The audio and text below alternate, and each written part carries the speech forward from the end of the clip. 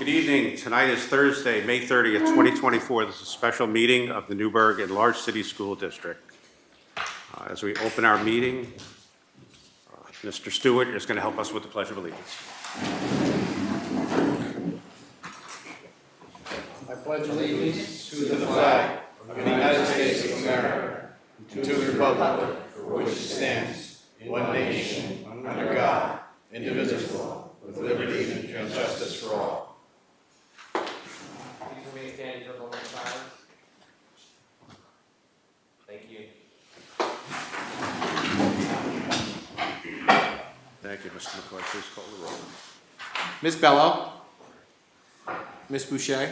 Here. Mr. Bergarelli. Here. Mr. Doré. Present. Mr. Howard. Mr. Levenstein. Here. Ms. Politti. Here. Mr. Stewart. Here. Thank you. At this time, I'm going to turn the meeting over to Dr. Manning Campbell. Good evening. Thank you all for being here tonight.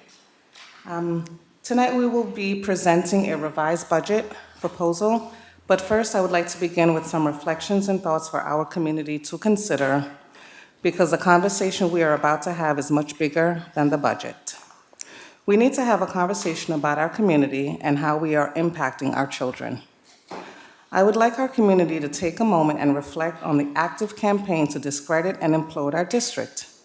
I agree that changes need to be made. However, we need to work collaboratively as a team to develop solutions that will not impede student growth and operations.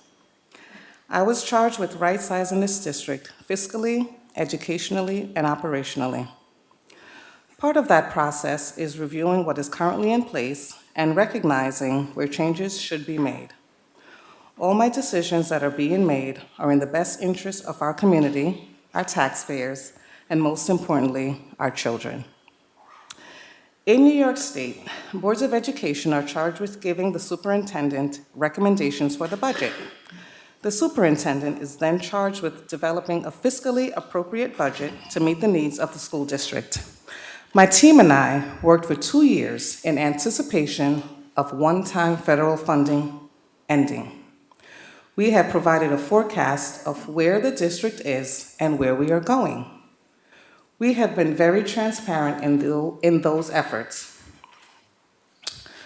The district has undergone dozens of audits from the state and received clean reports. The district has responded to various external investigations and has been found not responsible for lawsuits. Our district had seen board members and leaders arrive in their positions only to find out that they have been duped and manipulated by people who prioritize their personal crusade before the best interests of our district. So tonight, before we begin, I'm hoping that we can clear the air. Our community deserves for us to work together. Our children need the same. Our children also need positive role models to demonstrate how we work together, even when they don't get their way, My team and I know that you are reading social media posts that you probably have questions about. In the actual spirit of honesty and transparency, we're going to answer your questions with no time to prepare. Why? Because we need to get past the misinformation so that we can move the district forward together in the right direction. I'm going to ask Mr. Shaw to redirect us if a question you may have requires a move to executive session, so that the Board of Education can understand the complex nature of what executive leadership deals with daily. We will keep a list of questions and make sure they are addressed appropriately behind closed doors. Thank you, Mr. President. With the board's approval, I hope we can open this conversation up to you and your colleagues.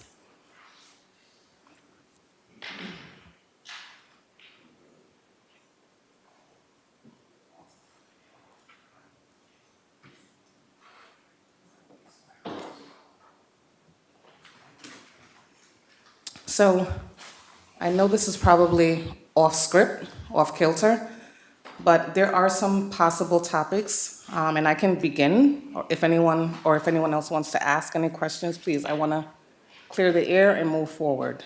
Anyone? Okay, I'll start. I have a little bit of a list. So there's a hot button topic about child victims. I believe in 1976, the district faced allegations of sexual assault. At that time, the district did not have appropriate insurance. To that end, the district has been putting money aside to ensure that we can appropriately pay for the lawsuits. And that is why we had the money to pay the lawsuits in the last school year. Did I miss anything? Anyone else? Ed? No, I believe we set up a special reserve to address the child victims cases that we were starting to review as they came in and projected, so that we would be prepared for that. Correct, Ms. Roaring? That is correct. We do have some continued liability going into the next couple of years, which we are looking to fund. Thank you. Because I remember Mr. Shaw brought it to our attention last year when we were going to court that we needed to have some money put aside in the reserves. Is that accurate, Mr. Shaw? Yes, it's certainly advisable to have money in reserves. Otherwise, you'd have to spend money out of the general fund at the expense of other aspects of your spending plan, or else to go to bonding, which then creates an encumbrance against your general fund going forward. Mr. Forget? I also believe that this was discussed with the previous board, and it was agreed upon by the previous board, and we were given authorization to do that, if I recall. Thank you, yes. Anything else that anyone else would like to know? Yes. So moving forward, are we budgeting it with anticipation if there's lawsuits, that we have a fund for that and it doesn't have to come out of the reserves? Or are we just going off of the reserves for if there is another issue with what happened from a long time ago?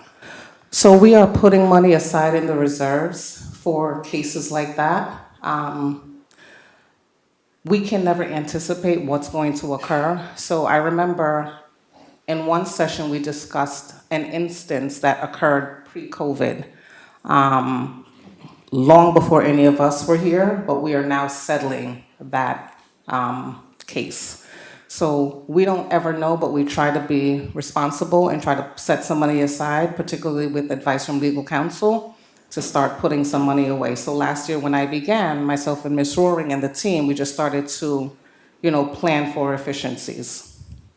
You're welcome. And every single time we award, we get authorization from the Board of Education in executive session. We do not just do that alone. It's a collective conversation. Yes. So just maybe to make it a little clearer, the only place we can put aside money for later use like this would be in reserves, to create a reserve for it. So that's the only place that it would be able to sit. Yes. The only reason I asked that is because you had referenced an insurance policy. Yes. So we're on par with that now, correct? We Yes. have that, we have it, we're good. We created it. We created an additional pot for that, for cases such as these last year. All right, thank you. Thank you. Mr. Stewart? Sorry. Yes, thank you. So where does the money come from that you put in the reserves? Is it a balance at the end of the year that you put in reserves, or where does that money come from? It would be a balance at the end of the year where proposed funding is sent to the board for acceptance, and they approve that proposed funding, and then that action is taken when we close the books.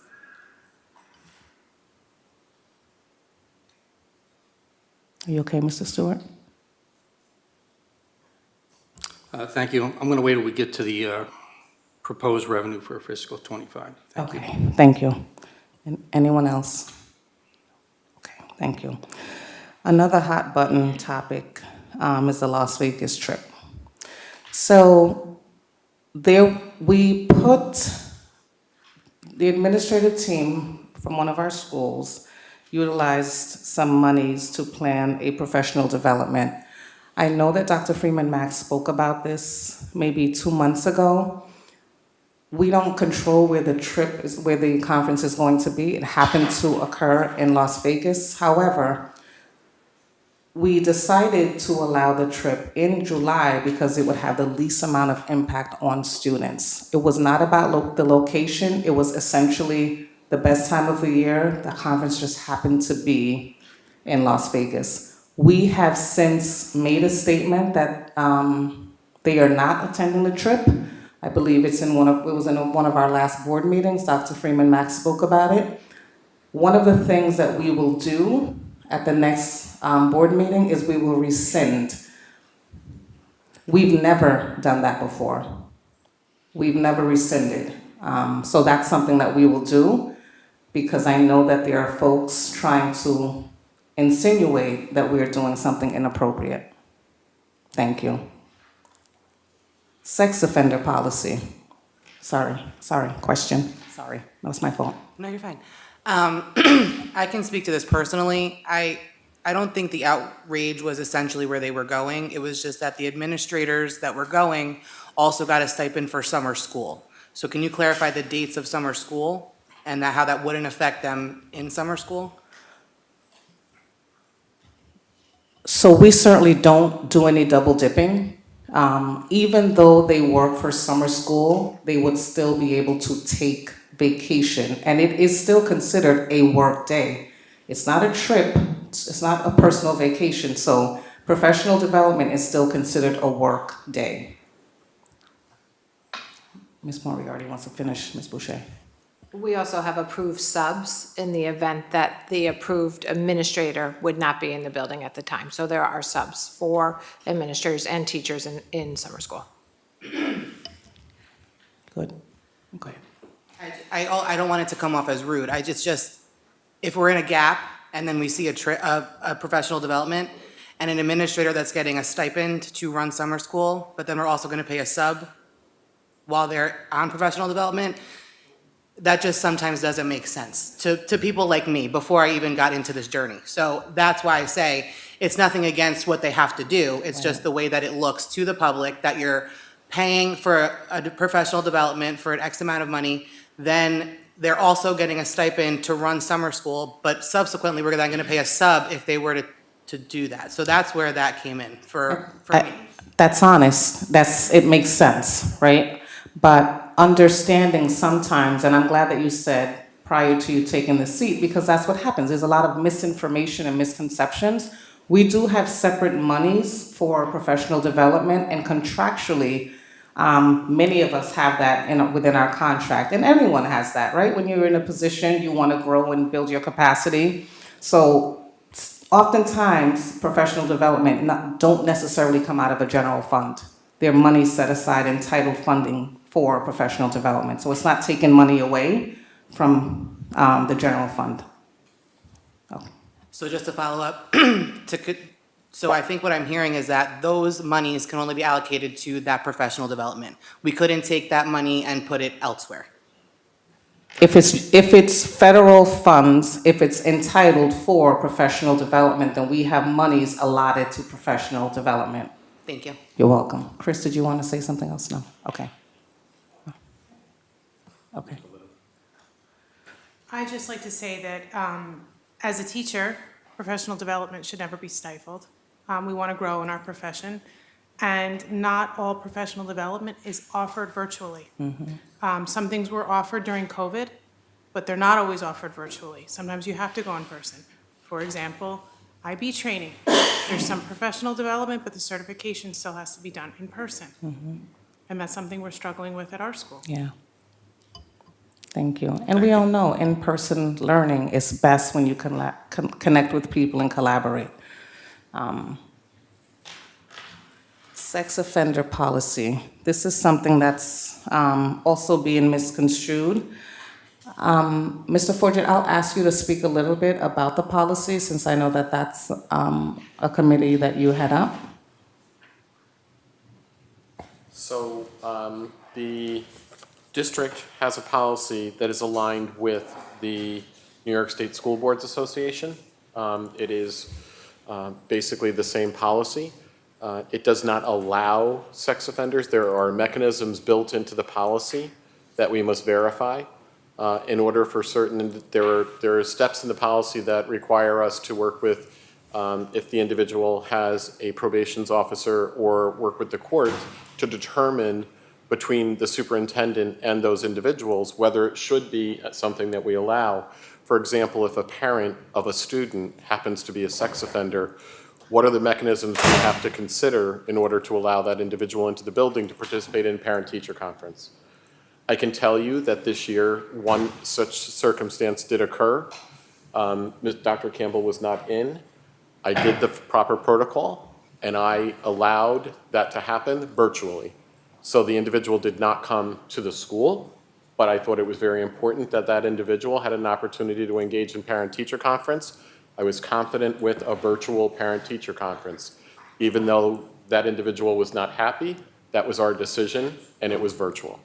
So it puts the safeguards in, just doesn't give carte blanche for these individuals to come into the buildings. There's a protocol that must be followed in order for that to happen. And Dr. Campbell and I will do what we have to do to protect every one of our children and faculty and staff. Also, in another part of that policy, there are unfortunate circumstances where we have students that are labeled as sex offenders, and we as a district have to educate them. So in that instance, it's a second part of it. The first part says a registered student. So that's also an important part, that we have to educate. And if we cannot educate, we are in another situation. And it is in collaboration with their parole officer. So every individual that visits the school building is put through a security check. If they do not pass, that conversation is had with the monitor and the parent, and the policy is explained. So this is why this policy exists and why we have to have that freedom, because if not, we could be in a litigious situation if we deny access to someone's education or a parent's right to participate in their child's education under FERPA. And I want to also add that these policies are guided from New York State school boards. Their attorneys draft these policies and we adopt them like every other school district. All approximately 800. Yes. Hold on. Mr. Forger. This just applies to students and possibly parents. There's nothing in there for to have someone employed by the district? There is. So, Mr. Forger will read it. So I'll read the policy to you. The Board of Education acknowledges the efforts of local law enforcement to notify the district when a person with a history of sex offense against a child is being paroled or released into the community in accordance with provisions of the Sex Offender Registration Act, commonly known as Megan's Law. The purpose of this notification is to minimize the possibility that sex offenders will come in contact with school-aged children. Consistent with its duty to protect students under its care, the district shall cooperate with local law enforcement agencies in this endeavor. Any information provided by local law enforcement officials pursuant to Megan's Law shall be posted in an appropriate location in buildings where the information is accessible to staff and the public. In addition, the superintendent of schools shall ensure the dissemination of any such information to all staff who might come in contact with the offender in the course of doing their jobs, including building principals, staff who issue visitors passes, bus drivers, custodians, playground monitors, security personnel, and coaches. This is the part of the policy that Ms. Peterson just mentioned. The second part of the policy, special circumstances, talks about as a mandatory condition of the sentence for sex offenders placed on probation or conditional discharge whose victim was under the age of 18, who has been designated as a level 3, the court requires such sentenced sex offender to refrain from knowingly entering into or upon school grounds. However, entrance upon school premises may be provided to the sex offender under the following conditions, subject to the written authorization of his parole officer and the superintendent or designee for the limited purpose authorized by that person. The sex offender is a registered student, participant, or employee of the district, and the sex offender is a parent, guardian of a student. So the provision is that prior to entering upon school premises, they may be provided to that individual under the following conditions. but subject to the written authorization of the parole officer and the superintendent or designee for limited purposes authorized by that person. So it's done in consultation between the superintendent and the parole officer.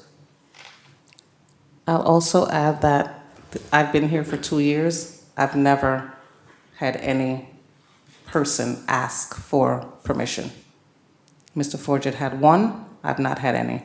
So, you know, these are rare instances that this does occur.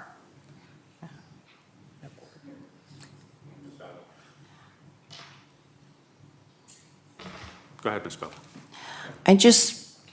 Why would we ever entertain employing someone with that history?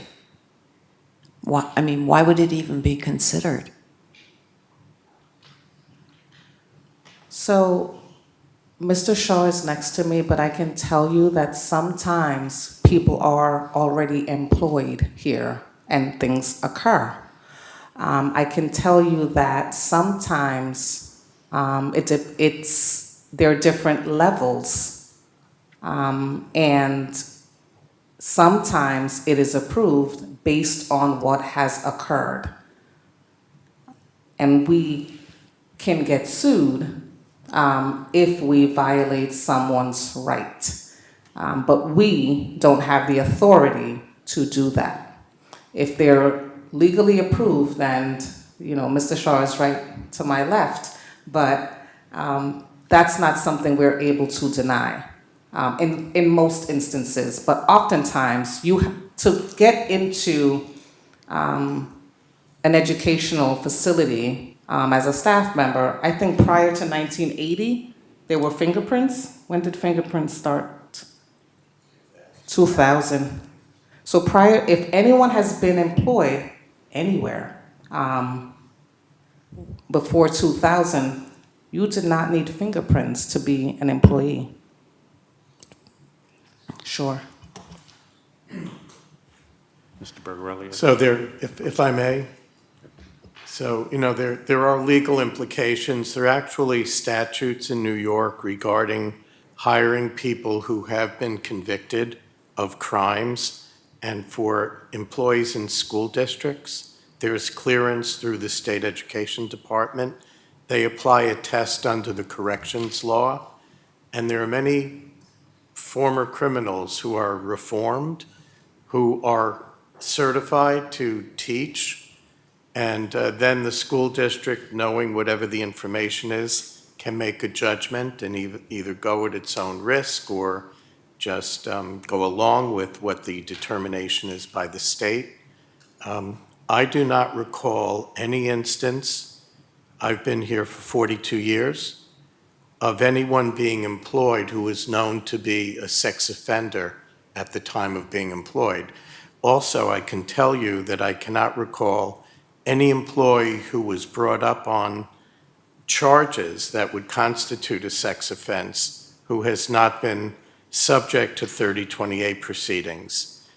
And we've had a couple over the decades, and 3028 was brought, and they were gone. And I remember in one instance, they were gone from here and then committed an act of sodomy in Florida. So I'd say that you probably have a pretty safe staff right now, and we do have to deal with those issues under the corrections law, and that would primarily be the HR department in consultation with us and with senior administration.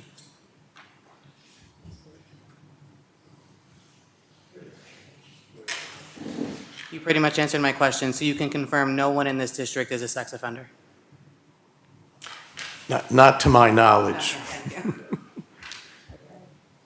Mr. Bergarelli. Hi. Back to the question of students who are sex offenders. Are there different accommodations made for them as far as where they are getting their education? Are there the regular general campuses? And do they have the same rights to extracurricular activities and everything, sports teams and stuff like that?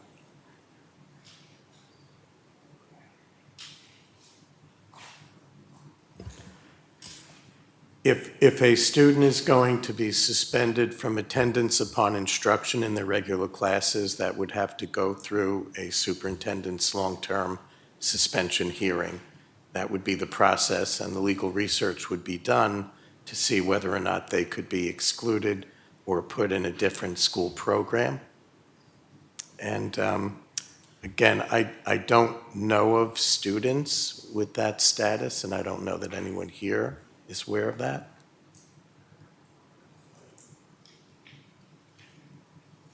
Thank you.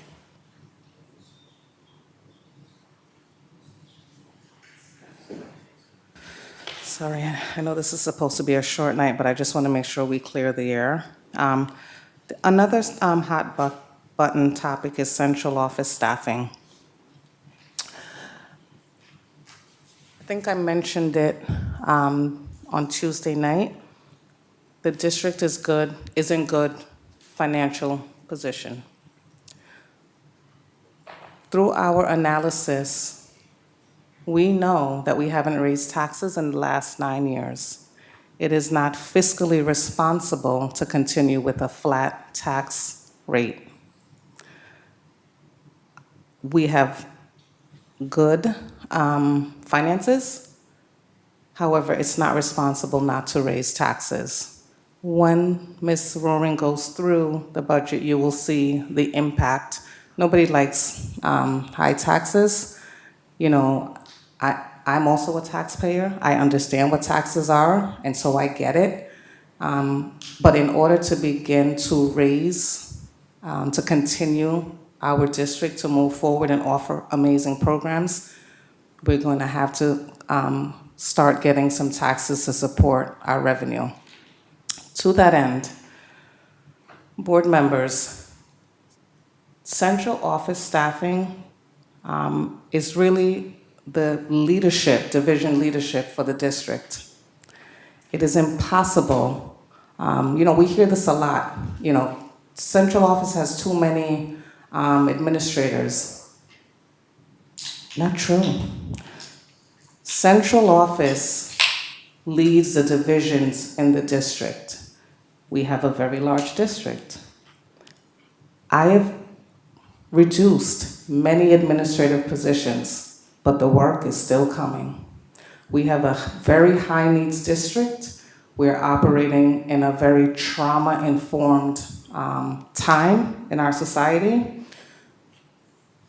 The creation of the positions was done through careful analysis, looking at the departments and the divisions in the district.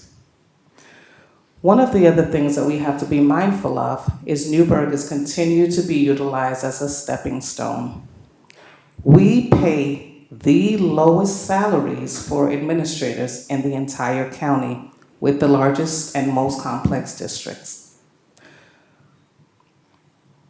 Trying to bring staff in to maintain and continue with sustainability, and so we don't have to continue to start over, we have to attract and pay folks who are competent. We cannot continue to operate the district with a deficit mindset.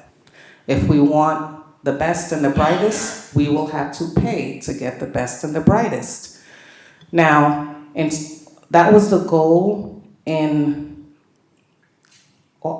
giving rate negotiating contracts and raises to ensure that we raise the salaries for our teachers so we can ensure that we retain them. We did that for CSCA. We just completed that for the administration. If I believe that these positions were wrong for our district, that at the end of the day, I am left to operationally manage this district. I can tell you that the positions that I'm proposing, they're needed. And board members, when we get into the back, if there are any questions that any answers that you need in terms of why I feel the way I feel about these positions, there are rhymes and there are reasons. I will tell you how many open cases of workers' compensation and fraud that we have in the district. It's tremendous. And that's something that's not been addressed. because we are a large organization and we cannot continue to operate this very large organization the way we've been operating it. There's so many portions in our district that we need to address. I hear a lot about graduation rates. We need seasoned professionals to continue to help to rebuild our foundation, to ensure that we can continue to raise our graduation rates and build a foundation of our students. This is not just to get anyone in here. That's not how it works, because at the end of the day, we need results. And if someone's not producing, then they have to find employment elsewhere. I take this very seriously. Does anyone have any questions? Yes. I agree. The Newburgh School District has a terrible reputation. It's out there in the public. So we need to rebuild the reputation, and that comes through trust and confidence that the public knows we're trying to do the right thing. So when you talk about bringing the right teachers here, I got messages from teachers that are afraid to come forward with information that they think will help the school district for fear of reprisal. So that's part of the problem that the school district has. So that needs to be addressed also. We need to open some way of communication from the teachers and the students that anything they feel that is inappropriate or needs to be fixed, or they have suggestions even, and we need to address that with open minds.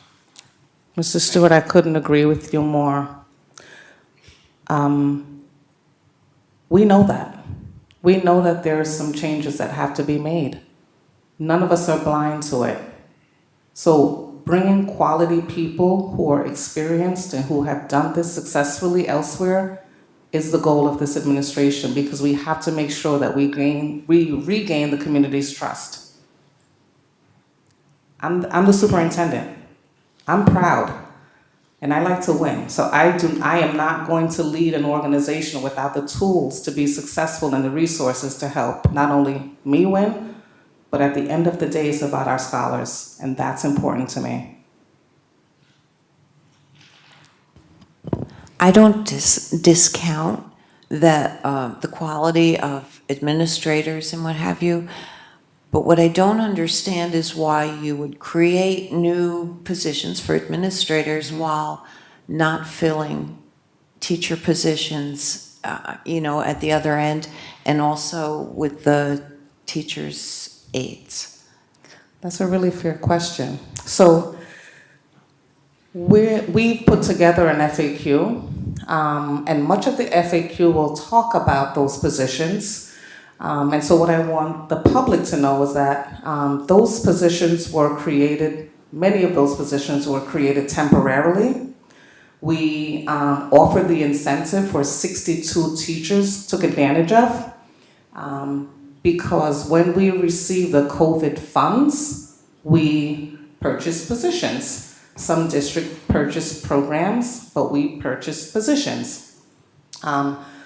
Knowing that the one-time funds were expiring, we began an analysis. What I can tell you is that, I think I said it on Tuesday, building the budget is not an event, it's a day-to-day analysis. We've been analyzing this budget. We have met with every single building principal. We've audited our schedules and courses. We've met with every single director. We have had classes running with low student enrollment. We can't afford that. And so the fiscally responsible thing to do was to offer an incentive with the monies that were expiring this year to begin to right-size the ship. With the creation of the administrative positions, we went down an executive director. We also went down 4 additional administrative positions, 2 additional at central office and 2 in the buildings. So we went down 3 positions. This creation of these 2 positions are 2 higher level positions because we know that we need folks with experience who are charged with helping to shore the district back up. So it's not a creation or adding to the top. We've reorganized the district. Okay. Please ask. I want you to ask. I want to be able to answer every single question for you.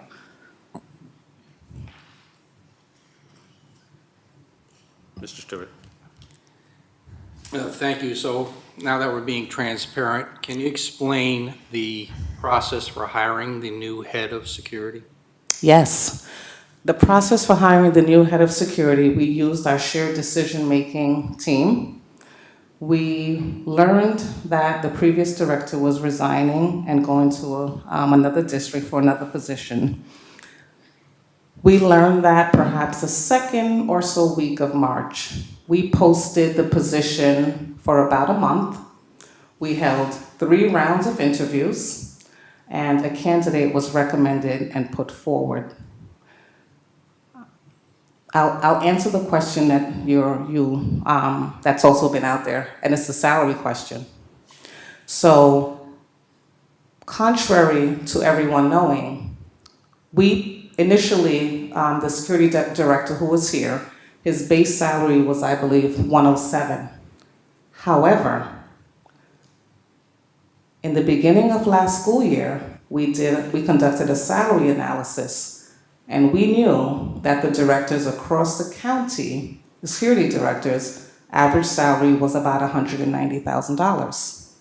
So with the authorization of the board, the security director who left received a substantial stipend, close to $150. The new security director is an executive. He's experienced. He helps to write policies. He will help to lead professional development. Prior to hiring a security director, in the meantime, we had sessions listening to the security monitors about some of the needs for them. So this security director brings a wealth of experience in training. What else were the highlights from Mr. Geraci's resume? Ms. Roaring, when you guys did the interviews? Not interviews, some of the highlights from the position. Mr. Forget. I think what we learned from the resume that we reviewed was the specific experience and training that this individual had in other school districts up north. I believe it was the Albany City School District, and he also provided some support to Waterville. So in those 2 particular school districts, he did a lot of positive youth development. He did a lot of connecting the students from the inside of the school to the community, and there's reciprocal communication between what was happening in the community and the school. A lot of really great programs and a lot of positive things that we heard for youth development and building positive relationships between law enforcement and the youth within the community, so they began to trust them and saw them as people that they would want to approach to get assistance and to get help. Those are the things that I really connected with, and some really specialized training that he can bring in, so we would not have to go outside of the district to do training for our administrators. This is an individual that could also do the training, if I remember it correctly. Yes. Yes. Thank you so much for that response. You know, the security of our kids is very, very important. Yes. And I just going over the budget, I noticed from 22-23 to the present budget, we're adding 1.576 million to security. Is that necessary? And will this chief help trim this down and get the security under control? So we would not have this expense and spend it more on the kids? That could involve, so the answer to your question is yes, but that necessarily isn't salary. That's perhaps other items in the security function. Ms. Rowan will give a little bit of information. So within the security budget, it does include staff salaries, as well as a significant amount of money for overtime, as they attend many of our events outside of hours. It includes the SRO, contract services that we have with Orange County. It includes our visitor management system, supplies and uniforms that are mandated. So there's a number of things that are put into that total number that get to that difference you're talking about. Yes. But you're talking about in 2 years, that's a significant amount of money towards security, significant. And I think that needs to be trimmed down. So I would only add that some of this was picked up by the one-time funds as we were growing out security in return to in-person learning, and we brought those expenses into the general fund, and that's part of the increase as well, shifting of funds. Mr. Stewart, anything else? Not on that. Okay, thank you. Sorry, not on that issue, thank you. All right, you're welcome. Anyone else? Okay. There was also a concern or a statement made about additional funding of state aid between proposed budget and the vote.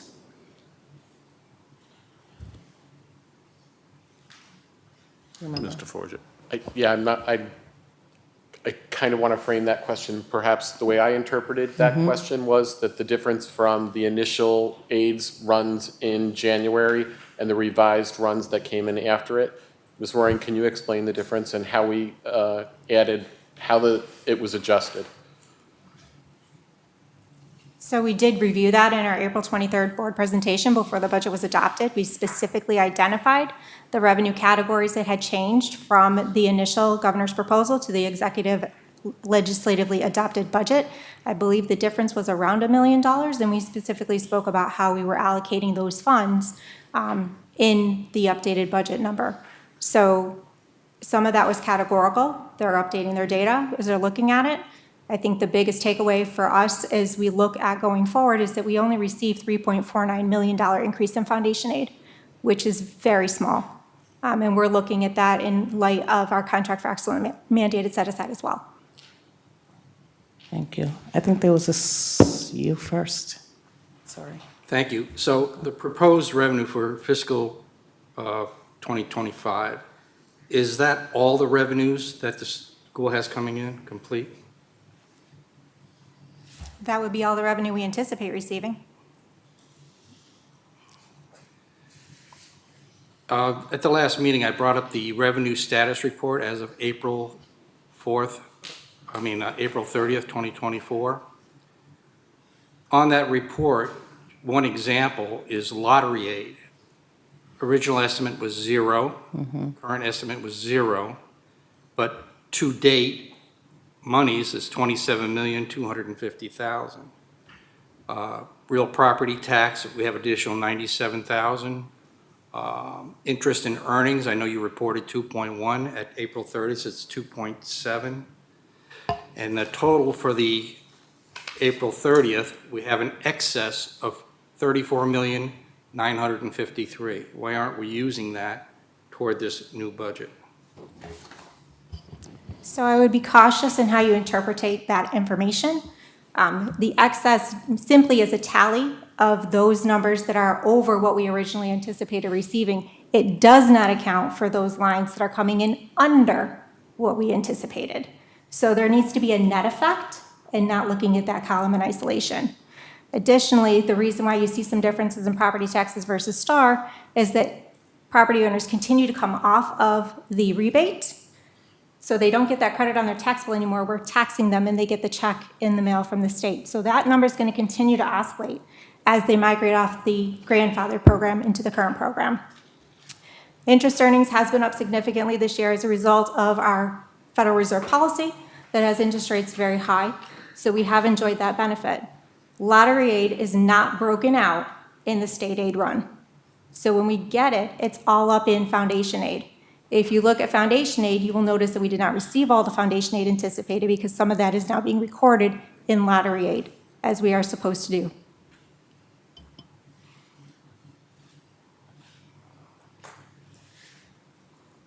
So I don't completely understand. This is a general fund report, and we're showing $27 million from lottery. So we're not using it in the general fund, it's going into foundation aid. but that's real money coming into the school district, correct? You want to have some time with Mrs. Stewart, maybe? This probably would be beneficial if maybe you spend some time with the treasurer as well, because I want to make sure that you have an understanding of all of it. So we'll work with Mr. McCoy for a session with the treasurer, and anyone who is interested is invited to attend. And we'll have Mr. McCoy just schedule some time around, and you can certainly ask your questions and have a better understanding of why things appear on the report that way. Is that fair? Thank you, I appreciate that. You're very welcome. I appreciate you. Ms. Boucher. Sorry. So I'm just a regular person, right? I have no education background as far as what I do for a living. But when I see a projected amount of zero, and then I see you got $27 million, that's hard to swallow. And then to hear that there's a gap, because we don't call it a deficit, we call it a gap. That's very troublesome to see a projection of zero, but you ended up getting all of that money. And I see it trickle down in a lot of lines, because I went over and I went through every single thing, because I don't want the public to be misinformed if it is an actual situation. To be in my position that I am in my life, when I budget based off of a certain formula, right? I know what I pay every month, I know what I do every month. So to see the projections, how do we get to that projection and then have such a different amount? That's troublesome to me. So what you'll learn, that's fair. What you'll learn, part of a school district's budget, there are different revenue sources, different times when monies hit ledgers, there are different types of calculations, unlike our checkbooks, right? But I want to clarify something you said about a $4.2 million hole. It's not a hole. I'm going to be really careful in how I say this. The district has not levied any taxes in the past 9 years. It is not smart or wise to keep it flat. When the board voted, it was to begin to simply begin collecting taxes so we can continue to operate. We know inflation, everything has raised, so it's unfair to think that we are going to continue to operate on a zero-based budget moving forward. It's not fair to our students. We're not in a hole, but we're raising taxes so we can begin to continue to keep the district afloat and keep moving forward with programs for our scholars. So it's not a hole. I want to make sure that you understand that. But that was what the tax amount was that the board agreed on to raise, being conservative. So just for understanding purposes for me, if it's not a hole, then why would we cut? What did we cut? Well, I'm just saying, if there's 106 vacancies that aren't, because I don't know specifics again, we have to talk, I have to go through the whole thing. Let me say it one more time. They're not vacancies. There are 62 faculty positions were either retirements, vacancies, just open positions that we could not fill. Those 62 faculty positions were positions, for example, we may have had 2 honors courses of the same subject running concurrently, while we only needed 1. And so the class that I'm teaching may have had only 10 students, and the class that you're teaching, you have 5. So that simply means that could be 1 teacher in 1 class. So we know that if we did not utilize the one-time funds that we had before they expired to pay for this retirement incentive, moving forward in the future, because we had not raised taxes and we couldn't generate funds, folks were going to begin to perhaps lose their jobs. So I know that that's a misconception, that we cut 106 positions. Those positions, students will not be impacted. No program has been cut. Every single program stays in place. Every single program. Nothing's been cut. We are running our class sizes to our contractual allotment, and in some instances, many instances, we've remained the same. There are no greater class sizes because we've been running the district in a post-COVID fashion in many instances. So it's not that we're cutting staff. We offered the incentive because we knew that we had a lot of fluff. Thank you. You're welcome. Okay. Mr. Stewart? Mr. Stewart first. Yeah, I'd like to offer an alternative to raising taxes. If we have a good reputation, we're going to bring more residents, more businesses to our community, and they're going to pay taxes. Right now, we're rejecting them. I know people that looked at the school district and decided to move elsewhere. I know people that had businesses because I had to take, they closed their business because of the reputation of Newburgh in the school district. So raising taxes will just do the opposite. I think it's going to push businesses out. People that are on the borderline, whether to move or not, they might move out. I think we need to start at the bottom, get the reputation back in, attract people to our community, attract businesses to our community, which will in turn raise the revenue that the school gets. Thank you. I'm not saying taxes are out of the question at this point, but we need to start turning things around, and taxes are not always the solution. Mr. Stewart, I agree with you wholeheartedly.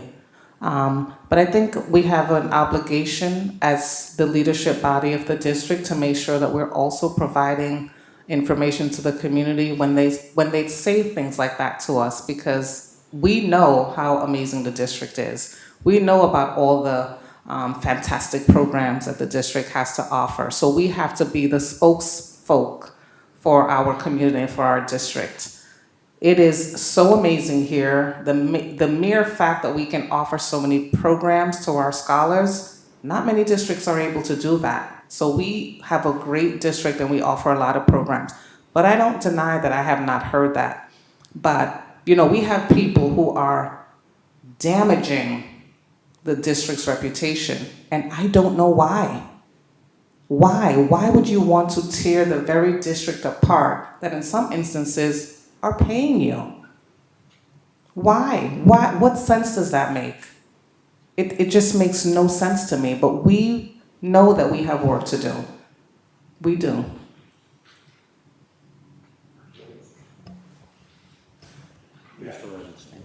Thank you. Just one point I'd like to disagree with Mr. Stewart. I think that. No disagreeing tonight. Okay, I don't disagree. But let me make this point. I think that people would be more discouraged thinking about moving into a school district that has a contingency budget.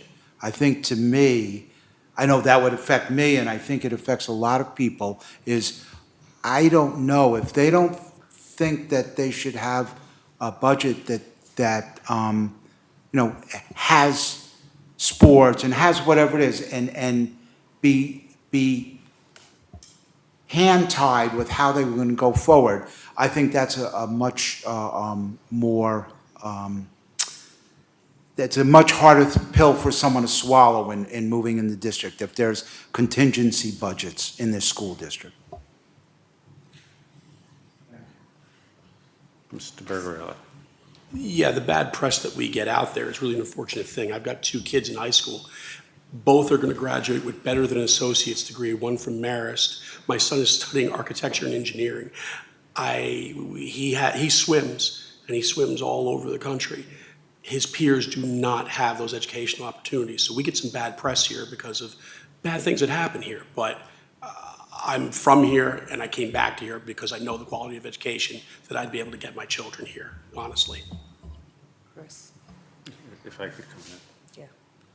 Yeah. Dr. Manny Campbell would gladly take you on tours of our schools. I'll tell you, because I sat in your seat and I asked the exact same questions. And Dr. Manny Campbell said, I'm not going to just explain it to you. We're going to make appointments. We're going to go to the schools. Open any door you want. Go into any classroom you want. Ask any questions you want. And When we talk about amazing things here, you will be amazingly surprised. I never had children in the district, so I never was in a Newburgh school until I joined the school board.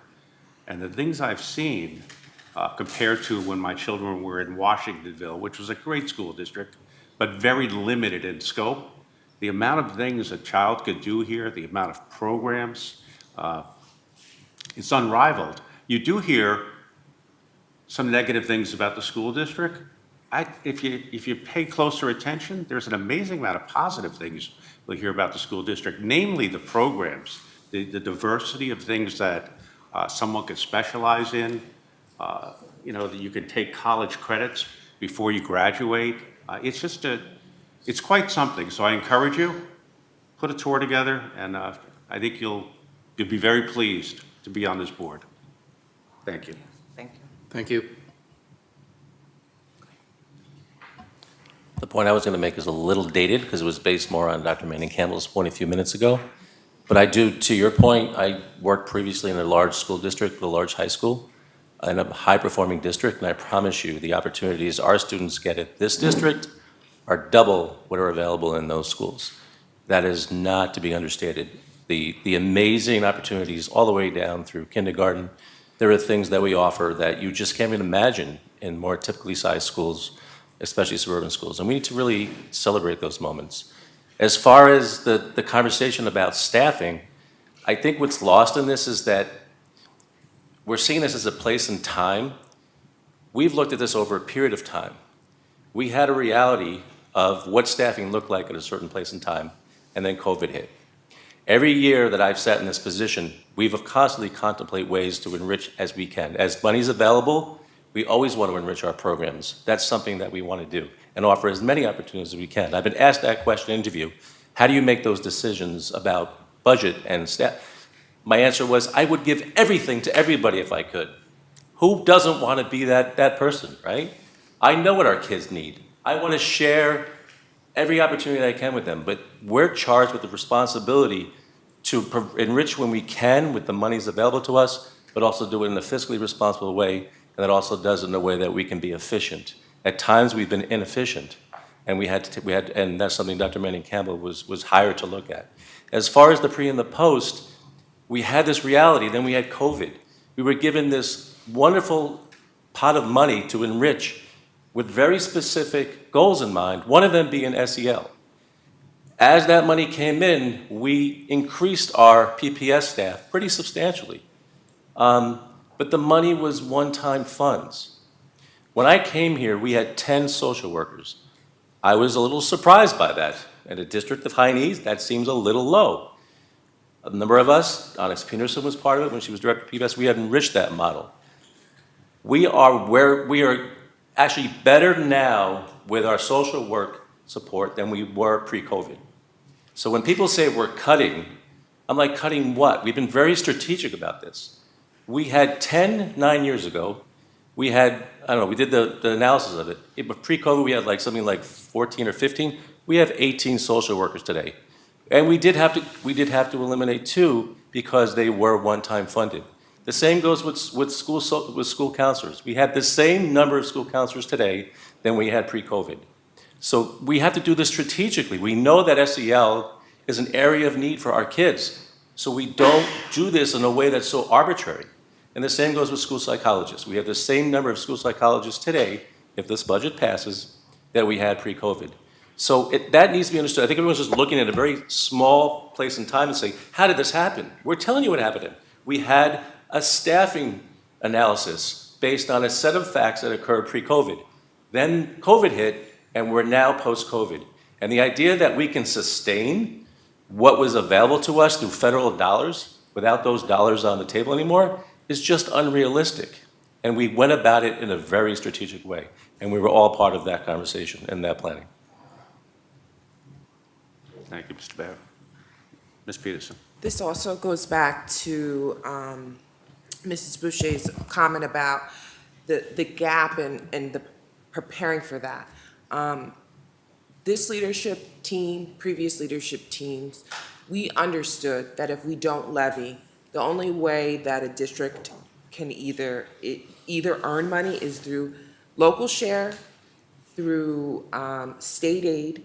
There's a couple other instances where we can earn revenue to kind of pay our bills. Seeing that we were not levying, the executive team at that time propositioned the board to create reserves. And at the end of every fiscal year for several years, we have been putting away money because we know that if we don't levy and our expenses are going up due to inflation, we have to find the money from somewhere. And we also utilize and we ask the board when we can use those one-time funds. A part of Mrs. Roaring's presentation and throughout, she has said that this is not a sustainable model because, it's like a savings account. We put money away in savings depletes if we keep on drawing and not replenishing. So the executive team then and the executive team now knows that that's not always the best method. We have to look at our budget and strategically balance our structural concerns that we're having. Mr. Forget. The only other thing I want to add is we also are restricted in the way we use some of our funds. There are set-asides that we're required to use in a very specific way. So we have a community schools set-aside with a very defined expectation for the use of that money. That money has to be used for that intended purpose for some of those social workers and that PPS support. We have the C4E set-aside, which I believe increased, and the restrictions on that became even greater. So we don't have we have flexibility. I'm not crying, but what I'm saying is there are pots of money where we don't have the flexibility to do what we want based on the time we're in. It's set by the state, and we follow what the state tells us. Ms. Bell. I would just like to ask, do we have a number of how many students need English language learners versus how many teachers we have to teach? I'll begin and Ms. Peterson wants to follow up. The answer is yes. And I'd also like to share with you that those are sometimes shortage areas. As a matter of fact, about an hour ago, I asked Mr. McLemore to post those shortage areas because those positions are hard to find. Those certifications are hard to find. One of the things that I did last year upon coming in was a Grow Your Own offering to pay teaching assistants. I believe we had 70-something teaching assistants with bachelor's degrees and offered to pay for them to receive their master's. We had a partnership with one of the universities. Nobody took it up. Why? Because folks are working and it's hard for them to take on one additional thing in terms of going to school. And it was virtual. We have areas that are hard to fill. We are also getting students, particularly on the secondary level, who we have to educate, who come to our district. Mr. Stewart asked last week, what do we do? I think it was something, Mr. Stewart, you talked about the monies. You noticed that the monies were going up.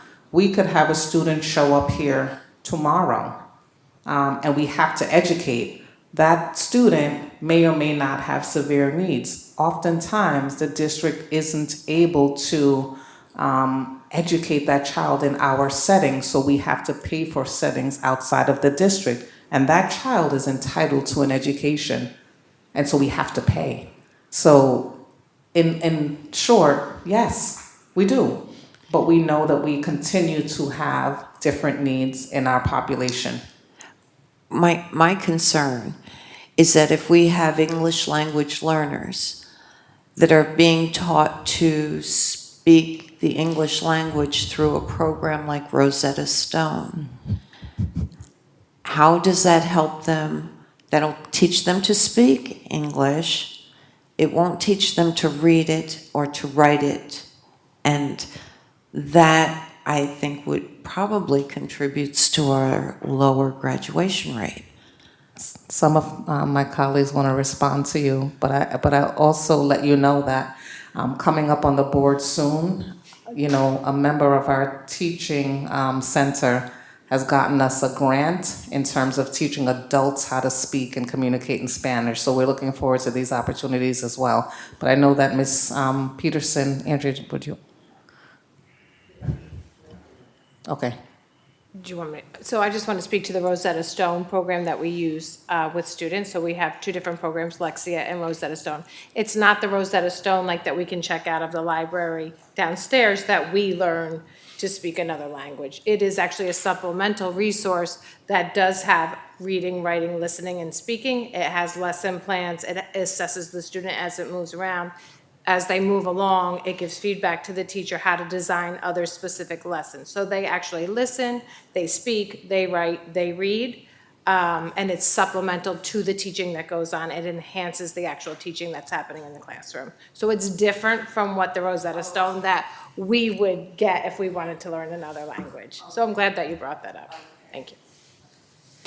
So, in speaking just in terms of our OUT population, we've had a 7% increase from previous years. So I often see that in our community we have that. We're having an influx of OUTs. We've tried to make sure that upon their arrival that we are getting their information, making sure that we collaborate, especially we're seeing an influx, and I know Mr. Baird knows that, with our special education population, even transfers that are from different districts.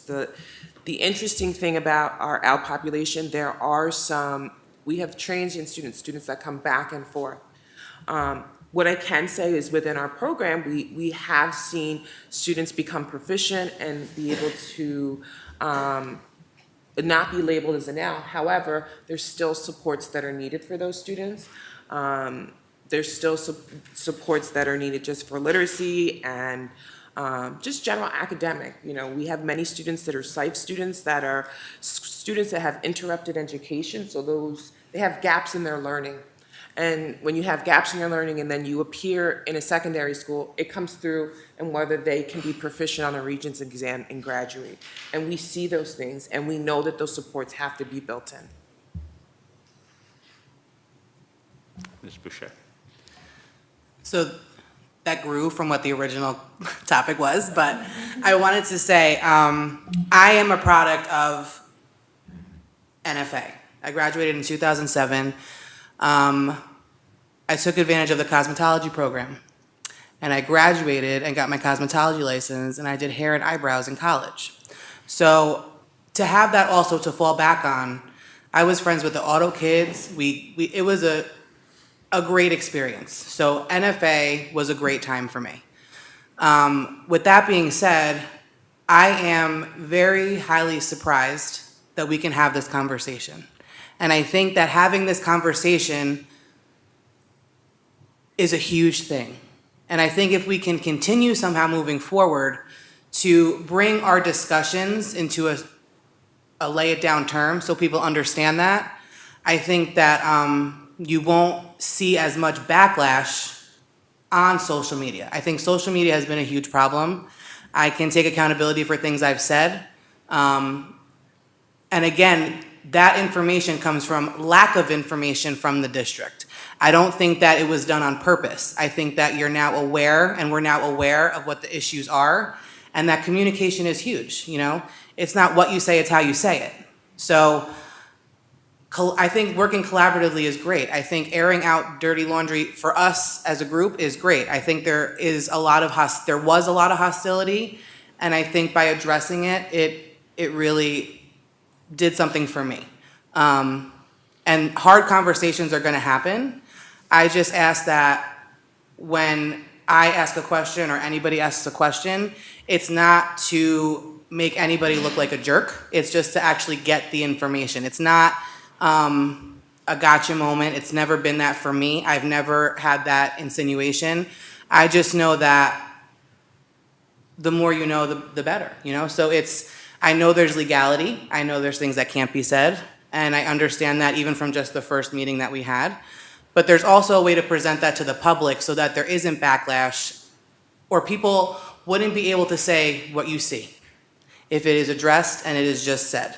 So morale has to go up, and I think this is a good step in the right direction, so I thank you for having this conversation. I was not expecting it. But again, moving forward, I'm asking questions just to understand, because sometimes I can reiterate it in an easier way to some of my friends. You know, a lot of my friends are teachers in this district. So it's hard to hear things and then it not be addressed, and then someone takes it as they're not paying attention to me. So if we can get that miscommunication, not even that it's misinformation, it's just miscommunication, we should all be open and honest. And as long as we can all receive that, I think this is a great step. So I just wanted to say that. Thank you. No, you're welcome. I appreciate that. And I think I've said it before. You will see that we are, you know, you and I had a sidebar, you know, we are as open and transparent as we legally can be. And I was happy that you acknowledged that and that you've stated what you just said. There are things that we can share in the public sphere, and there are things that we have to, you know, keep in the back in an executive session.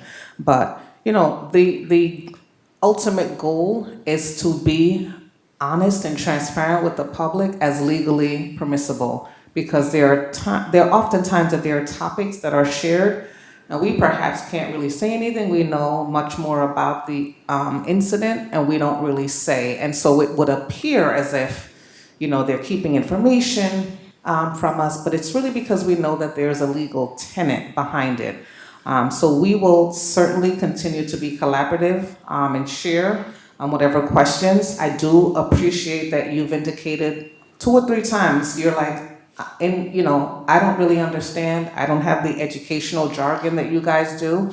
Please explain to me what it means so I can also explain. So I can appreciate that. And we'll continue to do that because I do think it's important, because we're getting a lot of negativity and I'm not sure why. But we're going to fix that moving forward together. As educators, we use acronyms. And there was one point, I think I heard like 50 acronyms. I heard SEL, there was a lot of that, because this is our profession. So if there's a point where we use an acronym and you don't know what please stop us, because SEL is social emotional learning. AIS is academic intervention services. I know we said PPS is people personnel. So SRO is school resource officer. So if there's those points, and you know, there was points where we were, what are you talking about? So please stop us. I have 2 more things that I want to clear. So we have increased costs for our insurance. That's one of the biggest compensation drivers that we have, our insurance costs. We've had frivolous and baseless lawsuits that the district has to defend. And when you have those types of lawsuits coming at us, the insurance rises. I can tell you that we've gone up substantially in our insurance costs because we're defending cases that are baseless. They're just frivolous, flat out frivolous. But we can't say that in the public, right? Because folks will say XYZ and we can't respond. But we know that. We had one that was baseless. It went on and on and on and on and on. You know, an individual asking for $50 million. And it was thrown out, frivolous. But think about all the time that it took, what it does to our morale, right? What it does to our district finances. And our insurance claims continue to rise because we have this level of liability. One last point I'm going to make. There's been lots of conversation about a benefits position. I'm going to tell you that I actually shared with Mr. DeRay today when I spoke to him on the phone. In analyzing the district and looking at some of our liabilities, I'll share one of them with you. The need to create a position of a risk manager, we have not had one. We have 500 open cases of workers' compensation. Mr. DeRay, how many do you have in your workplace in the past 4 years? 12. Board members, please understand, there's a lot of fraud. And if we don't have people in position to address it, our costs are going to continue to go up. It's the amount of money is substantial. Millions of dollars. So I just want to ask a question. Workers' compensation, is that students attacking teachers? What is that I know we can't get into specifics, but. That's a part of it. Okay. Slip and falls, fraud. And so if we don't have anyone dealing with fraud, we may have someone who is on workers' compensation every May 5th through 10th. But that's a thing, right? And so if we don't have someone addressing that, we continue to spend tens of millions of dollars. Thank you.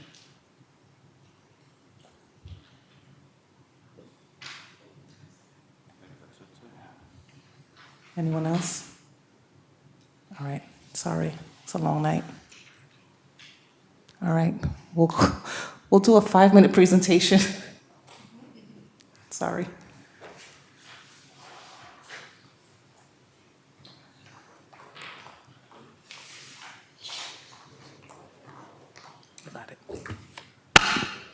Good evening.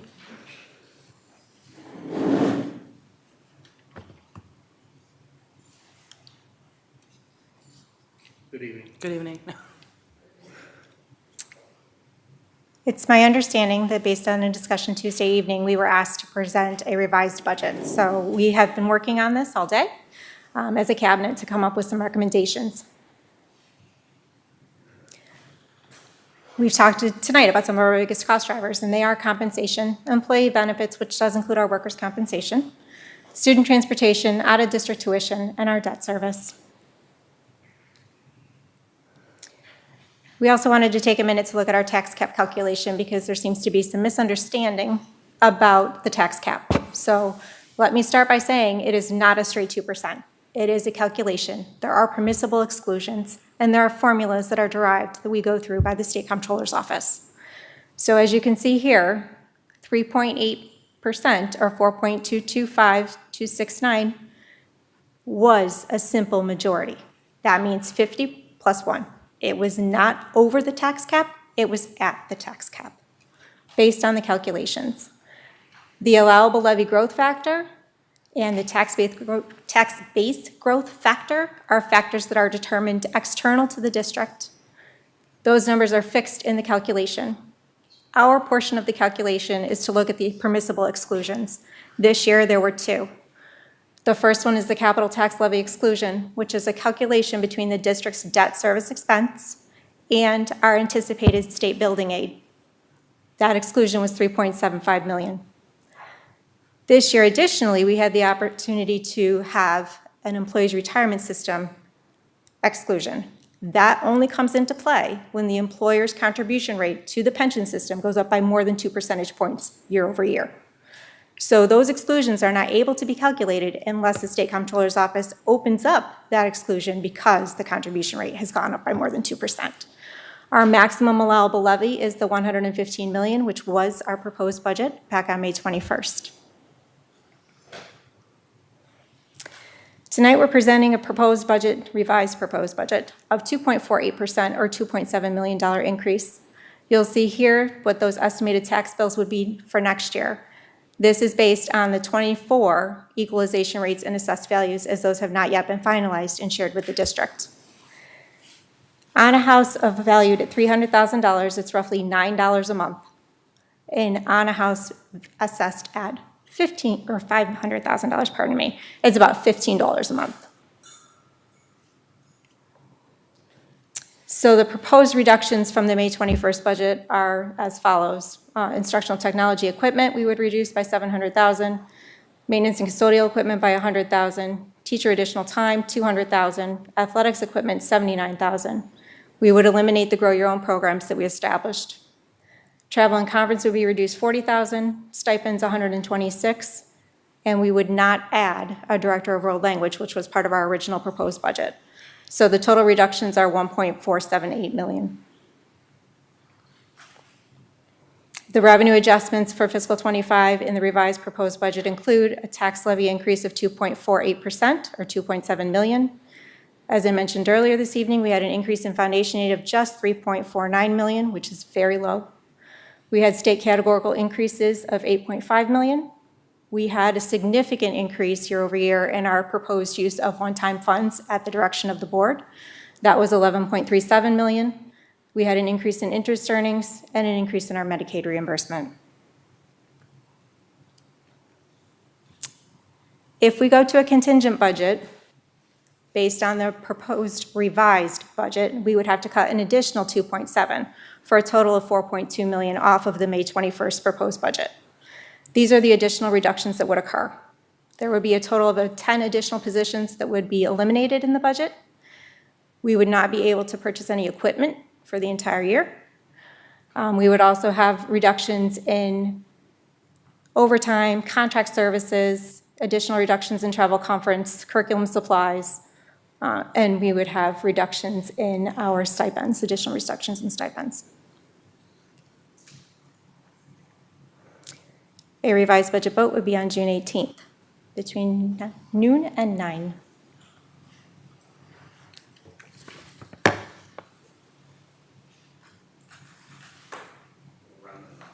Ms. Boucher. In this budget, is there anything for a high school reading program?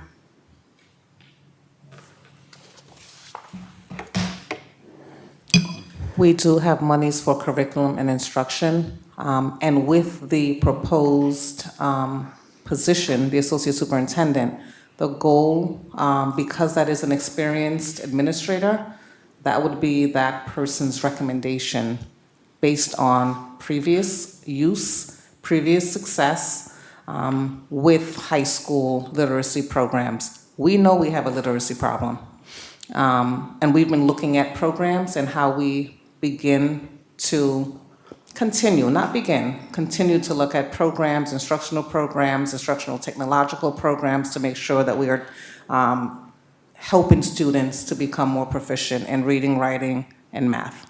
So yes. Just a follow-up to that. With the contingency you put up there, why can, and this is don't take this the wrong way. Don't take it the wrong way. Why can't the new board vote on what goes to contingency? Because the new board can make recommendations, but the new board can't operationalize the things that my team and I know that would ensure that the district is running effectively and efficiently. So let's say it goes to contingency. Would the new board be able to rescind what you outlined in the contingency budget? Those are our recommendations. Thank you. Mr. Forger. Yeah, so I'll go back to your original question. I'm sorry. We good? You're okay. Go back to your original question. We've been working for 2 days now, going into day 3, with a team from NFA Maine and a team from NFA North. It is 98% teacher-driven, and we have 4 administrators sitting at the table, 2 assistant principals, and each of the principals. We've done a pretty comprehensive data study to figure out what's happening at the high school. That data study began in February. It began with actually physically myself and a team of individuals inside the district and outside the district, going in and walking through classrooms, meeting with teachers, talking to students, talking to parents, volunteer faculty meetings to get their input, national normed surveys for parents, students, and faculty, a variety of different ways of looking at what's going on in the school.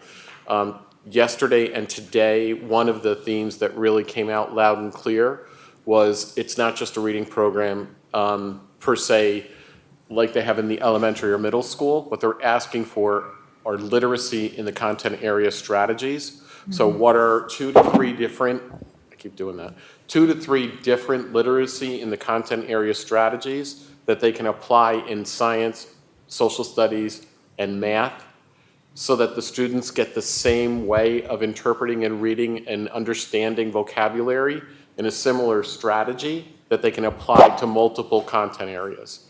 So we started to do that work.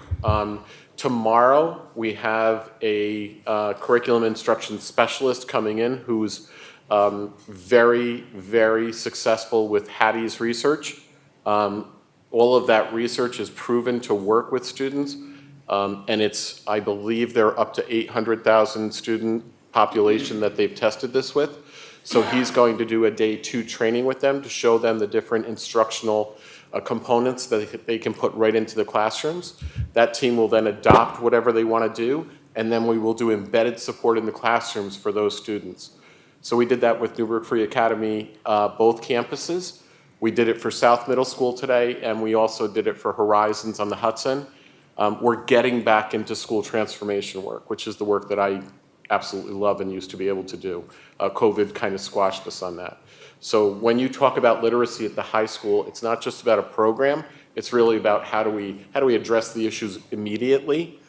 And what we found is that the issue really needs to be addressed beginning in 6th grade, because the true impact in the delivery of instruction and reading in the district right now is K-5.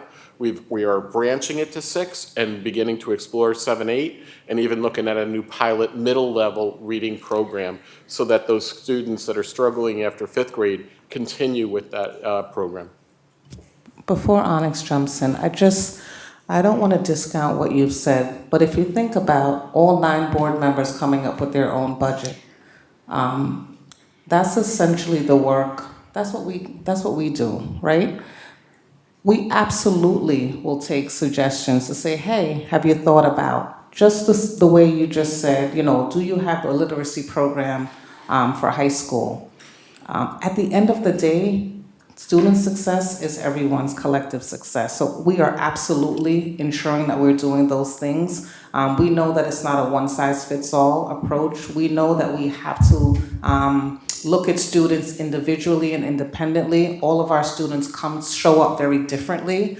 And we have to make sure that we are addressing every single student need. So we absolutely take suggestions. But at the end of the day, we have to operationalize and take a look at the services and the supports that we know based on the student needs that are in front of us and what we have to work with. So I would only additionally add that the contingent budget is prescribed. We have very clear and specific guidance from the state on what we can and cannot do if we go to a contingent budget. So that really, it does not have a lot of flexibility based on what we put up there. And that's why those are the numbers that are there. And those are the recommended areas. That's why I wanted to ask that question, just so that it's clear that it's not a possibility. I wanted to make sure it's clear that we cannot do that if it goes to contingency. That's why I asked. As well as administrative.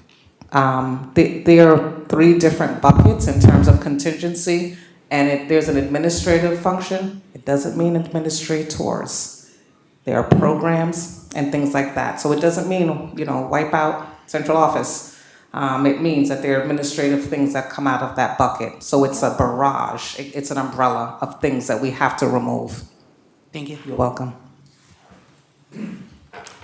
So this budget vote in June is the last chance not to have a contingent budget. When you're on a contingent budget, you can only expense on what are called ordinary contingent expenses.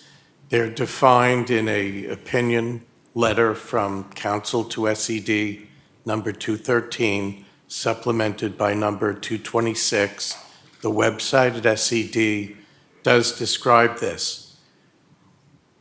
The amount you could raise in the levy is really the focal point right now, and how much less it is than what your levy was for the current year, 23-24. That will establish a new lower floor, and particularly with whatever is going to happen to foundation aid and other state aid going forward, that's a very critical budget fact. And then legally, when you go into the next year, if you're on a contingent budget, you can only move monies between the functional units in the budget for ordinary contingent expenses.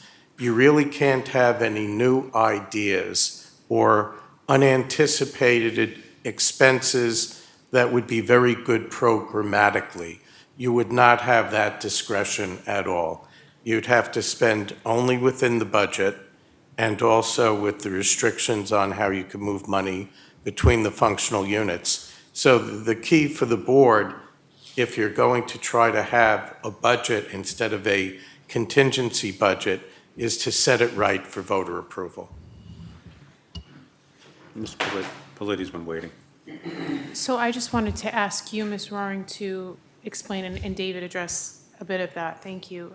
In more layman's terms, how, because I do want to combat the misinformation, how a contingent budget would negatively affect not only programming, but the fiscal health of the district moving forward for many years to come, including collective bargaining for those units when they come up in the next 3 years.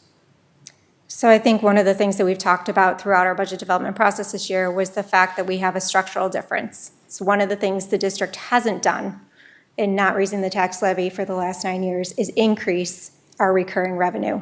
But we have continued to increase our recurring expenditures with our collective bargaining agreements, with the benefits that includes.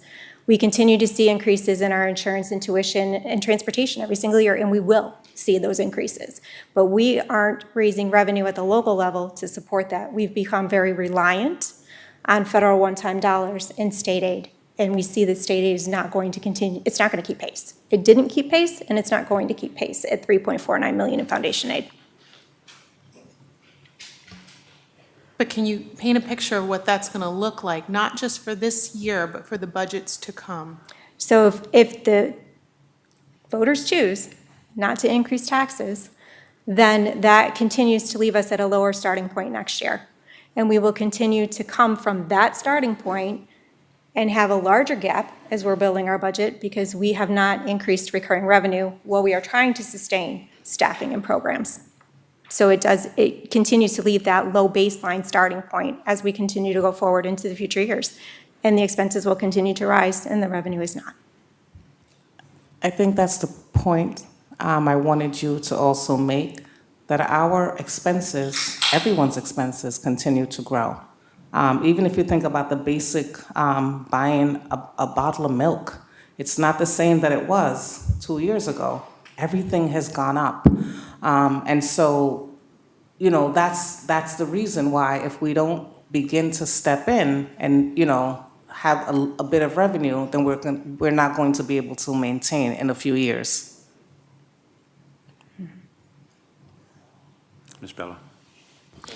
Ms. Roaring, I was just wondering, you have a 3.8% increase, and you showed the example of homes. Does that increase, that same percentage, apply to non-homestead property, or is there a different rate for non-homestead? We don't get into that. That's really done at the municipal level. 3.8% was the rate that we proposed for the May 21st vote. Tonight, we're proposing 2.48. So the examples of the monthly increase in the slide presentation are reflective of 2.48% increase in the tax levy. Okay, and it's the same for both types of property? Again, that's done at the municipal level. We don't differentiate here. Oh. We don't. Okay. All right, that's good to know. Thank you. Yes, sir. Thank you for that presentation, it was very good.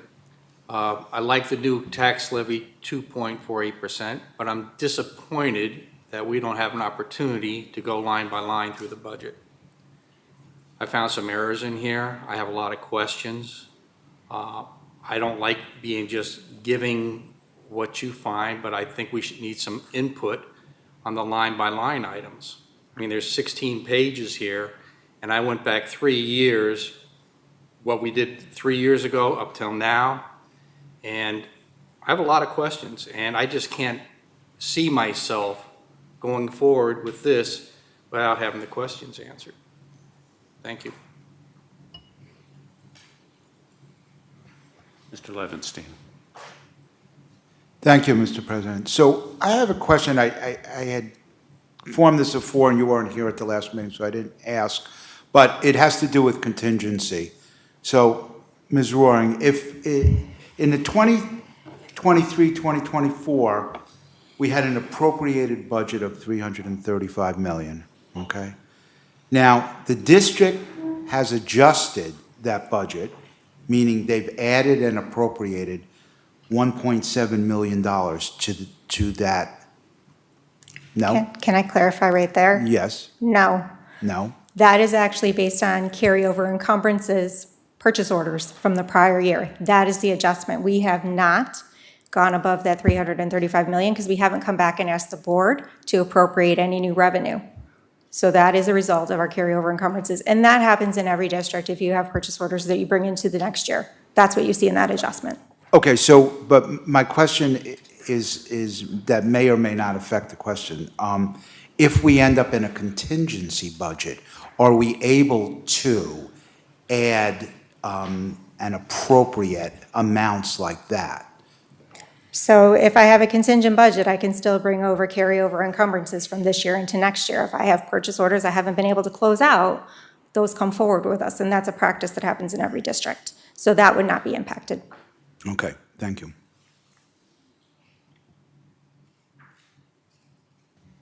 Ms. Bellet. Thank you.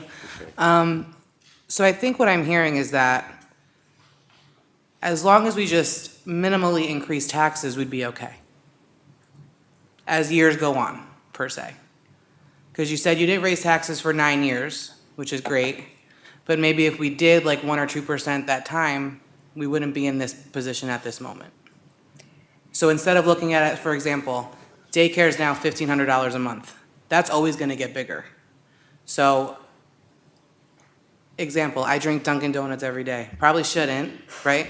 But I allocate for $5 a day, right? Like I say, this is what we're doing because that keeps me going.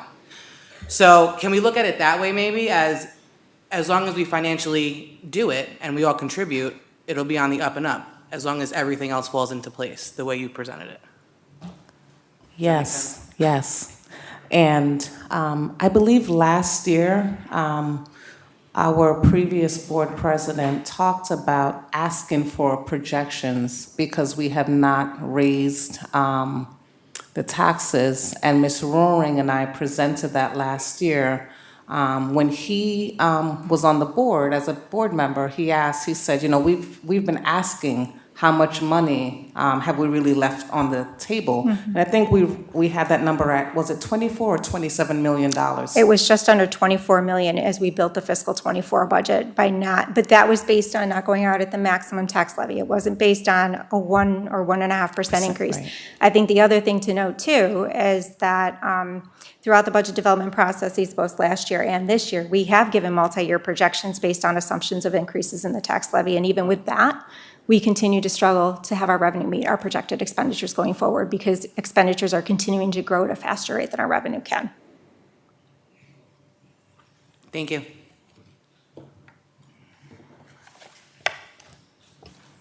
Anyone else? Mr. Levenstein. Well, just one more statement if we're getting ready to vote on this resolution. So do I think this change that is presented to us is moving in the right direction? Yes, I do. Do I like everything in it that's being presented? No, I do not. But there's only one budget that I would dislike more, and that would be a contingency budget. So yes, it does not have what I want, does not have what everyone here wants, but a contingency budget is just not even speakable to the students and staff and the community members in our district. Thank you.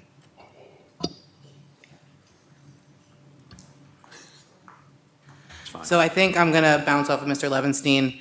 Contingency gives us no flexibility. So in order for us to achieve what we need to do, I understand that we need to have that flexibility. And I think after tonight, I can see that there is conversation that can be had. So that's why I think it's important to say contingency is probably not the best idea because we can't do anything. So I'd rather be able to do something and talk about it than not do it. So I think that that's important. To your point, and Mr. Stewart, I know that you made a statement before. We met with constituents when building the budget and asked for budget priorities from the community. So that was something that we did. In October, November, we met with community members, community stakeholders, and talked about, what are some of the types of things that you are interested in seeing the budget represent. So those are the types of things that we did look at while building the budget. So there are always opportunities for dialogue and conversations. So I don't want you to think that, it happens here at central office behind closed doors. It's always an inclusive process, and we've literally been massaging this for the past 2 years. So we know much of it inside and out. Do we have errors? Do we have areas we need to tighten up? Absolutely, 100%, and we know that. Thank you. Mr. Howard. Thank you, Mr. President. First, I'd like to apologize for my lateness. I was in Albany, and I didn't expect for the bus to have an accident on the way out. But I walked in on some great conversation. I really did. And conversation that I haven't heard in a long time in here. And I want to commend the superintendent for the transparency, open transparency, and it's just that these type of conversations should have been had for a long time. And it bothers me to say this, but if this conversation would have been had a month or two ago, perhaps we would not have had a defeated budget. And I have to say that, because what I heard you talk about here tonight explain things. And I think what we've been doing for a long time as a board, as a district, we make assumptions. We assume people know. We assume that people understand. We make the mistake of thinking that they understand everything we talk about. I've been saying for years now, let's leave the acronyms at the door. It's on the tape, you can go see it. But just a little levity here. But I really think that these type of conversations should have been had a long time ago. And I hope that it's not too late. I will be perfectly honest with you. There's some things in the budget I'm not happy with, but I can't not support it. I cannot not support it. And I'm going to say this to you. Not to support the budget is tantamount to going to contingency. And our children, our students, our district does not deserve that. So I will say we have to continue this conversation. We have to continue this dialogue. We have to continue and understand that everyone is not on the same page with us. The public does not know. I've walked the pavement in this district for the last 2 or 3 months, and what I hear is such a false narrative, such a false understanding of what we're doing here.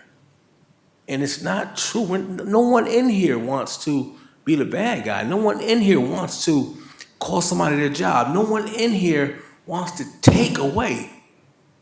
I think we have a great group of people in here, and I think that it's just about how we engage, and we have to do better. We have to do better, Madam Superintendent. Thank you. Thank you, Mr. Howard. That's been consistent throughout, so I receive it, and we will continue to ensure that we have open dialogue. You're welcome. Thank you.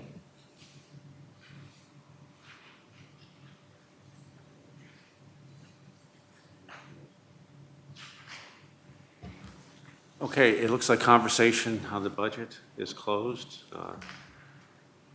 I think that was one of the best conversations I've ever witnessed since I've been doing this, if not the best. So thank you, everyone, for participating. It's very important. It's very important to our students, very important that we get this right. So I need a motion and a second for the resolution to approve the general fund budget for 2024 to 2025. Second. I have to ask, is there any discussion? But, Ms. Bella. I just feel that we had, for me personally, it's my second meeting. I've had no supporting documentation. I just received my Chrome book tonight or whatever. We'll have a hard time using, but for me, I I would have this is a process that I'm sure started months ago, and I don't feel that I was fully engaged in this, and I don't like having the information. I want to make an informed decision, and I don't feel that I was fully informed. No fault of yours, because I had to wait a whole week without information because I hadn't been sworn in because there was that gap of, the election. So I'll probably abstain. Okay, thank you. If no further discussion, please call the vote. Ms. Bello? Abstain. Ms. Boucher? Yes. Mr. Bergarelli? Yes. Mr. Doré? Yes. Mr. Howard? Mr. Levinstein? Yes. Ms. Politi? Yes. Mr. Stewart? Abstain. Passes. So at this point, we also, point of order, we also need to add an item to the agenda to then add the property tax report card. So there needs to be a motion and a second to add an item to the agenda. And the item would be the property tax report card for 24-25. Second. We need to vote to add, right? Any discussion first? Any discussion for this item to add? Vote. Ms. Boucher? Yes. Mr. Bergarelli? Yes. Mr. Doré? Yes. Mr. Howard? Mr. Levinstein? Yes. Ms. Politi? Yes. Mr. Stewart? Yes. Ms. Bello? Yes.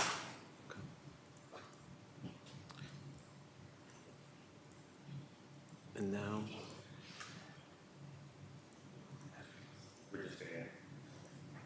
Board Docs is now refreshed, so the added item plus 2.3 is now up there. So there needs to be a motion and a second on 2.3, resolution to approve 24-25 property tax report card.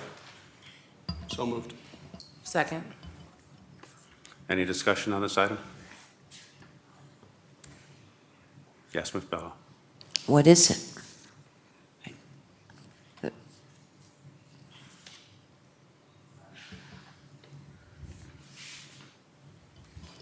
Ms. Bello had a question.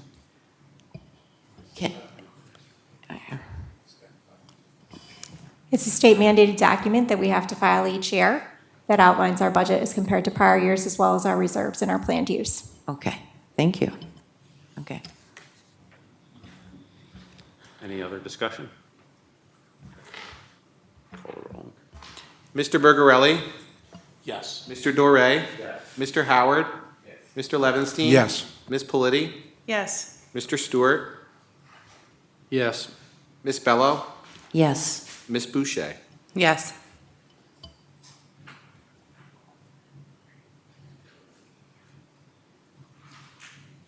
Thank you. That concludes my items, but I'd like to make an announcement.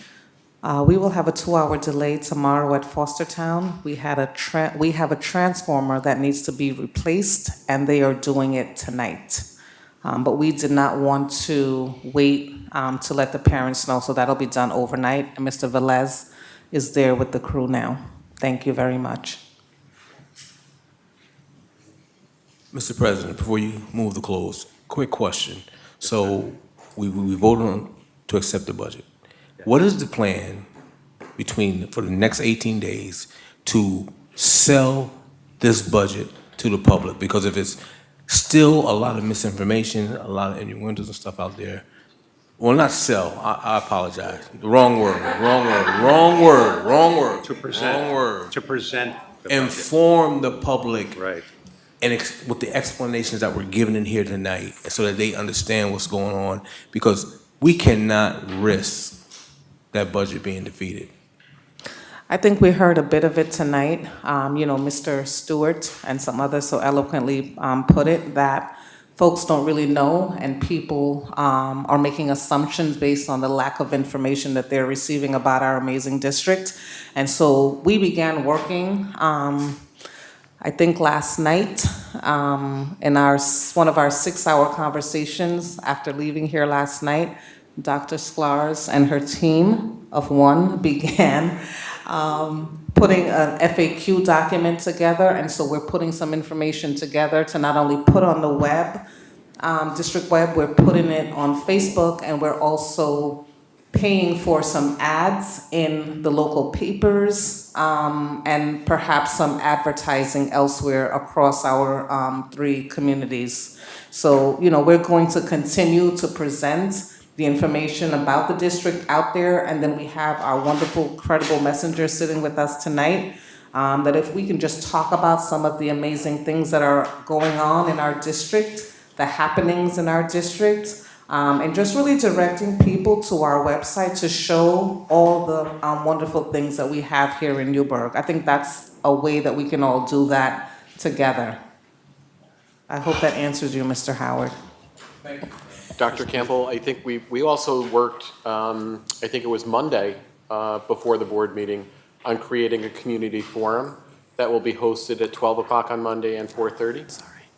So one of our other esteemed board members gave us a recommendation. Ms. Politi gave us a recommendation.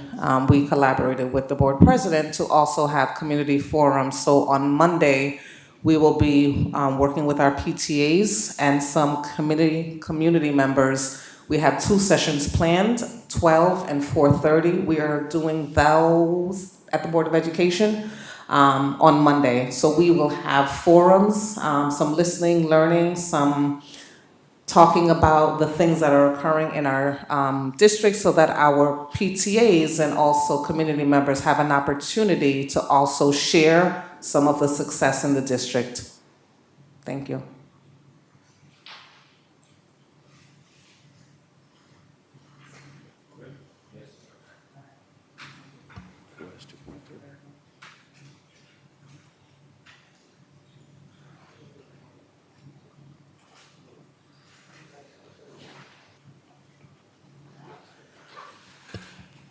Do you want to do your resolution now, or know that it's on an agenda?